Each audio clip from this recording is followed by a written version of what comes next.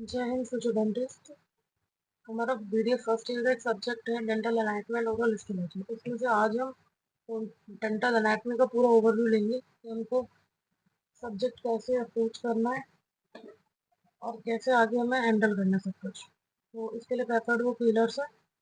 अब हमको सब टूथ की मॉर्फोलॉजी कि वो कैसा दिखता है, ट्रेपेजॉइड है, ट्रायंगुलर है या कैसा दिखता है, उसके ऑल एस्पेक्ट्स एस्पेक्ट्स मैं पहले वीडियो में पढ़ा चुकी हूँ। अगर आपको वो सब पढ़ना चाहते हैं तो आप वो उस वीडियो में देख सकते हैं।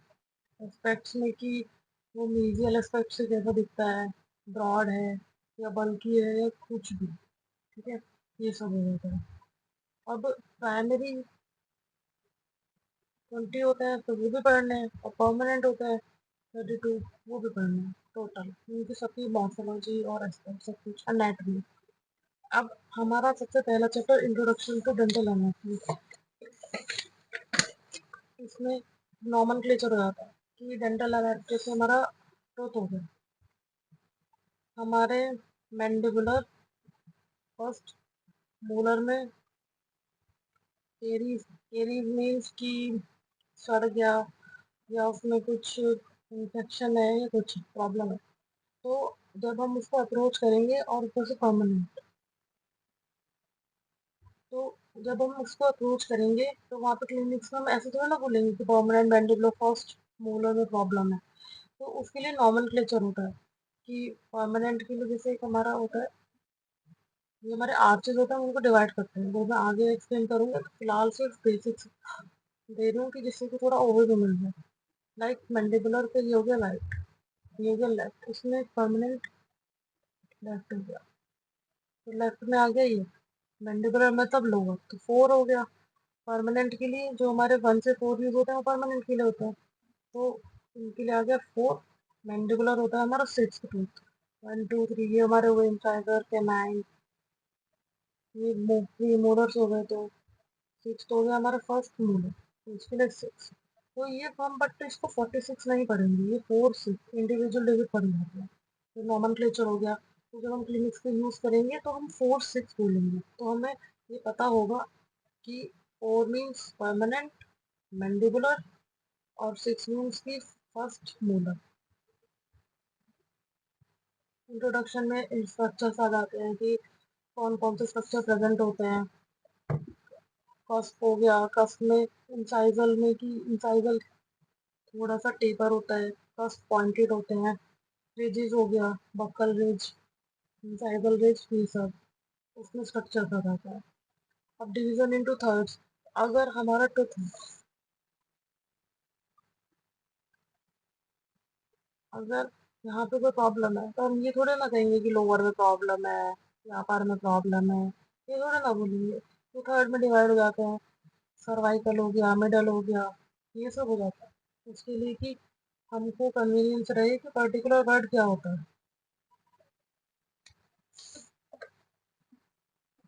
तो ये सब हो गया इसमें। सेकंड चैप्टर में हमारा हो गया कि इरप्शन, हमारे टूथबड कैसे बनती है, इरप्शन कैसे होता है। पहले हमारे प्राइमरी टूथ आते हैं, फिर परमानेंट आते हैं।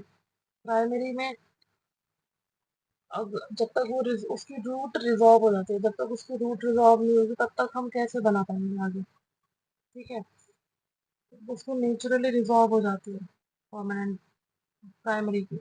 ओके, क्रोनोलॉजी हो गया, क्रोनोलॉजी मीन्स की टाइम ऑफ इरप्शन।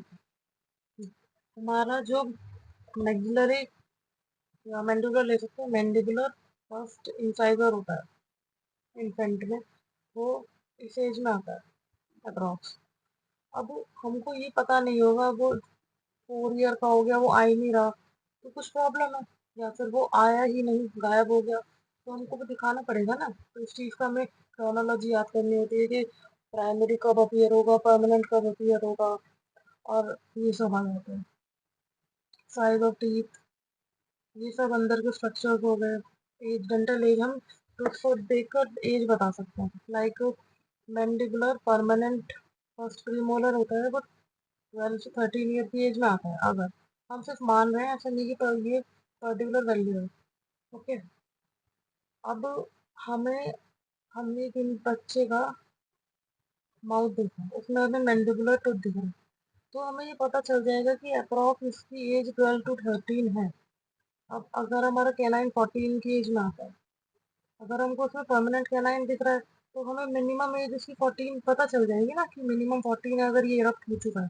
अगर हमको ये नहीं दिख रहा, बस सिर्फ ये दिख रहा है, तो उसकी थर्ड 12 हो गई। तो हम ऐसे देख कर एज बता सकते हैं। अगर उसको थर्ड मोलर दिख रहा है, तो उसकी एज 18 to 25 हो गई। अब इसकी इरप्शन सीक्वेंस के अकॉर्डिंग हम उसकी एज बता सकते हैं कि इसकी एज इतने से इतने में बीच में होगी, तो हम एज भी बता सकते हैं तो उससे देखकर। ओके, इंट्रोडक्शन ये सब हो गया। प्राइमरी टीथ में कि हमारे प्राइमरी टीथ कैसे होते हैं, ये सब उनकी मॉर्फोलॉजी और एनाटमी का। फॉरेंसिक्स में आ जाता है कि जो मेल एंड फीमेल होते हैं, मेल के जो टूथ होते हैं वो थोड़े से बल्की होते हैं, बड़े होते हैं, फीमेल के फिर भी थोड़े छोटे होते हैं। तो उस चीज़ से हम बता सकते हैं मेल था फीमेल था। अगर हमको एक स्कल दिखा, फॉरेंसिक मीन्स की कोई अबंडेंट चीज हमको दिखी, स्कल मिला हमको जमीन में, तो हम कैसे बताएंगे कि मेल है फीमेल है? तो दांत के अकॉर्डिंग देख कर कि हाँ उसकी मॉर्फोलॉजी ऐसी थी तो ऐसे हो सकता है, तो ये चीज़ हो गया। अब और क्या आ जाता है, facial and lingual aspects. Aspects all teeth के कि कैसे होते हैं, फॉर्म एंड फंक्शन, उनके अकॉर्डिंग की रिलेशन क्या होता है, ये सब हो गया। अलाइनमेंट कि उसका अलाइनमेंट कैसे है। अब हमारा जो आर्च होता है इसकी शेप ऐसे कर्व्ड होती है, ऐसे तो किसी का माउथ नहीं होता ना कि स्क्वायर में है या रेक्टेंगल में है। तो ये सब चीज़ें, उसमें कर्व कितना आएगा, कहाँ पे कर्व आएगा, यहाँ पे हमारे कैनाइन से कर्व स्टार्ट होता है। अब इंसाइजर से तो स्टार्ट नहीं जाएगा ना, ऐसे तो नहीं हो जाएगा, तो ये चीज़ आ जाती है। ये सब हमें बेसिक्स पढ़ने होते हैं। इसमें कि इंटरप्रॉक्सिमल स्पेसिस होते हैं, कॉन्टेक्ट पॉइंट्स होते हैं। अब हमारे जैसे दो इंसाइजर है, सेंट्रल इंसाइजर है ये, ओके, ये ऐसे प्रेजेंट होता है, इनके बीच में ट्रायंगुलर स्पेस बनता है, इसको इंटरप्रॉक्सिमल स्पेस बोलते हैं। अब इसका सिग्निफिकेंस क्या है, क्या होगा सिग्निफिकेंस? जब हम च्यू करते हैं कुछ, तो फूड अगर ये बिल्कुल ऐसे अटैच होगा ना कि बिल्कुल बंद है, तो जो फूड होगा वो कांटेक्ट पॉइंट होता है और ये इंटरकॉन्जिनल स्पेस होता है। कांटेक्ट पॉइंट के बीच में फूड लॉजमेंट होने का चांसेस रहेंगे, क्योंकि वो फोर्स लगेगा फूड का जब हम च्यू करेंगे। तो इंटरकॉन्जिनल स्पेसेस जो होता है वो फूड को निकलने के लिए थोड़ा सा स्पेस दे देते हैं, जिससे कि प्रेशर कम पड़ता है कांटेक्ट पॉइंट पर, फूड लॉजमेंट नहीं होगा। और फूड लॉजमेंट हो जाएगा तो क्या होगा, वहाँ पे बैक्टीरियल एक्शन हो जाएगा, टॉक्सिन्स रिलीज कर देंगे बैक्टीरिया, तो वहाँ पे प्रॉब्लम आने लगेगी, केरीज हो जाएगा, सड़ जाएगा दांत, खत्म। तो ये चीज़ आ जाती है। ओके, ये हो गया। फिर हमारे सारे टूथ हो गए, permanent maxillary incisors, permanent mandibular incisors, permanent canine maxillary, ये सब हो गया। अब हमारा ये टेम्पो मैंडिबुलर जॉइंट हो गया। टेम्पो मैंडिबुलर जॉइंट क्या होता है, कि जैसे हमारा मैंडिबुल है, ये मैंडिबुल है, ठीक है। अगर हमको कोई वर्ड जानना है ना कि हम कंफ्यूज होते हैं कि क्या होता है, टेम्पोरो अलग कर दो, मैंडिबुलर अलग कर दो, जॉइंट अलग कर दो, तीन वर्ड हो गए। टेम्पोरल मतलब अब ये हमारा मैंडिबल हो गया, ये हमारा कॉन्डाइलर प्रोसेस हो गया। अब इसमें कैसे पता चलेगा, ये है।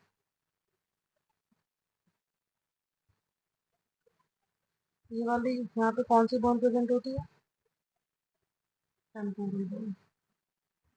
टेम्पोरल यहाँ से, मैंडिबुलर, मैंडिबल है, मैंडिबल यहाँ से आ गया, और इन दोनों के बीच में जॉइंट कैसे बनता है। अब ये मैंडिबल होता है, मैंडिबुलर हमारा मूविंग होता है ना, मैक्सिलरी जो आर्क होता है वो मूविंग नहीं होता। तो अब ये खुलेगा ऐसे, बंद होगा, closing of mouth, opening of mouth, तो जॉइंट हुआ ना यहाँ पे, ये जॉइंट हो गया। इस चीज़ के बारे में कि इसके क्लिनिकल पॉइंट्स क्या हो गए, कुछ प्रॉब्लम है तो वो चीज़ है।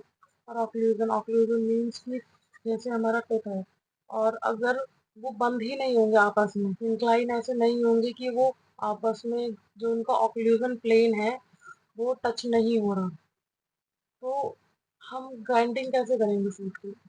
तो अगर मोलर में बंद ही नहीं हो पा रहा, थोड़ा सा आगे या पीछे करके देखो अपना मैंडिबल, तो कहाँ से चबा पाओगे, खाना ही नहीं खा पाएंगे। तो ऑक्लूजन बहुत ज़रूरी चीज़ है। तो ऑक्लूजन में ये सब आ जाता है।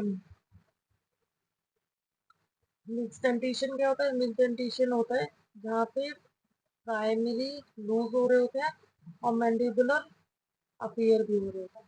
तो वो 6 साल की जो एज होती है, 6 से 12, इस एज में मिक्स डेंटेशन होता है, क्योंकि उस टाइम पे प्राइमरी टूथ भी प्रेजेंट होते हैं और परमानेंट भी। तो दैट्स ऑल, सिर्फ यही प्रेजेंट चीज होती है।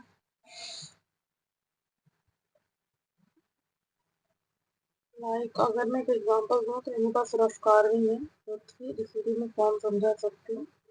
लाइक इसीलिए इंसाइडर, तो इंसाइडर में भी कैसे अप्रोच हो रहा है? ट्रेपेजॉइड अप्रोच हो रहा है, तो इसकी फॉर्म ट्रेपेजॉइड हो गई लेजल साइड से। और अगर हम इसको मीडियल साइड से देखें तो ये ट्राइंगुलर अप्रोच हो रहा है। ओके, बस मैंडिबुलर फर्स्ट प्रीमोलर है, तो इसमें रोम्बॉइड अप्रोच हो रहा है। अगर इसको हम राउंड साइड से देखेंगे, ऐसे करके एक लाइन यहाँ से ऑक्लूजन से डालेंगे, एक सर्वाइकल से ऐसे, एक लाइन ऐसे और एक लाइन ऐसे, तो रोम्बॉइड हो गया। तो ये फॉर्म जोमेट्रिक फॉर्म्स में आ जाता है। तो ये सब हम आगे कंटिन्यू करेंगे। थैंक यू और सब्सक्राइब माय चैनल।